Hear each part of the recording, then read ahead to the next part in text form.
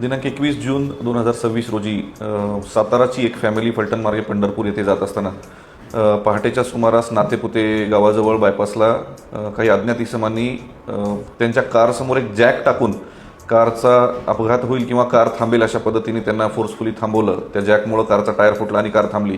जशी कार थांबली तशी या 4 लोकांनी त्यांच्यावर अटॅक करून संबंधित कुटुंबाच्या म्हणजे त्या कुटुंबातील महिला वगैरे सुद्धा गाडीमध्ये होत्या, त्यांचं सोनं वगैरे चाकू लावून सोनं काढायला लावलं आणि फोर्सफुली ते सोनं आणि मुद्देमाल चोरून घेऊन गेले.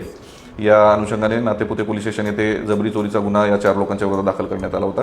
यामध्ये प्रामुख्याने स्थानिक गुन्हे शाखा सोलापूर ग्रामीण यांनी तपास करून 2 आरोपी यामध्ये सहभागी असलेले 2 आरोपी तात्काळ पकडलेले आहेत.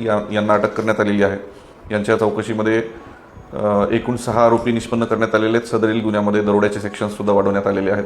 या दोन्ही आरोपींकडून एकूण 5,08,000चा पूर्ण मुद्देमाल जप्त करण्यात आलेला आहे आणि इतरही 4 गुन्हे यांनी केल्याची कबुली आहे, ज्यामध्ये 1 दरोडा आणि 3 जबरी चोरी आपल्या जिल्ह्यात केल्याची कबुली हे देत आहेत.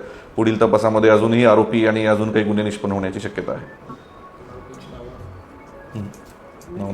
या अशा प्रकारच्या घटना टाळण्यासाठी जे वाहन चालवत आहेत, जे प्रवासाला निघाले, त्यांनी काय काळजी घ्यावी असं वाटतं? जे वाहन चालवत आहेत, विशेषतः कुटुंबियांसोबत जात आहेत, यांनी तात्काळ 112ला फोन करणं अपेक्षित आहे. कारण या स्पेसिफिक घटनेमध्ये असं जाणवलं की घटना होऊन 2 तासांनी मग त्यांनी 112ला फोन केला.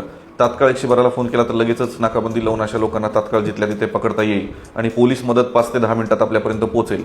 त्यामुळे नागरिकांनी अशी कुठली अचानक घटना झाली तर 112ला तात्काळ फोन लावावा पोलिसांना. आपल्याला जिथे कुठे भीती वाटत असेल, कुठे संशयित लोक थांबलेले दिसत असतील तर तिथून पोलिसांना संपर्क करावा, जेणेकरून तात्काळ पोलीस मदत आपल्याला घटना होण्या अगोदरच मिळू शकेल, असे आवाहन मी सर्व जनतेला करतो.